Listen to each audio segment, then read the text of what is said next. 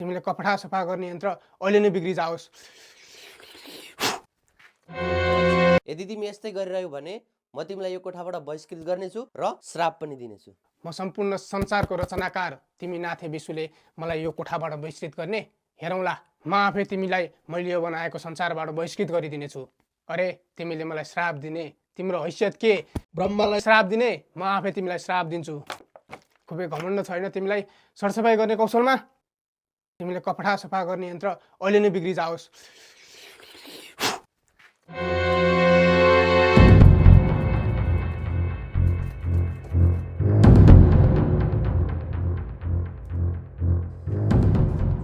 हे ब्रह्मु, तिमीले क्रोधमा यो श्राप दिएर के अनर्थ गर्यौ? हे विशु ब्रो, मलाई माफ गरिदिनुहोस्।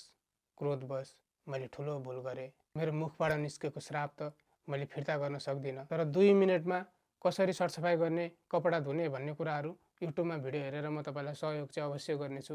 हे जगन्नाथ, सृष्टिको रचनाकार भएर पनि तपाईँ यस्तो बालक जस्तो हरकत गर्नुहुन्छ? यो मोहबाट त तपाईँले छुटकारा पाउनुपर्ने हो।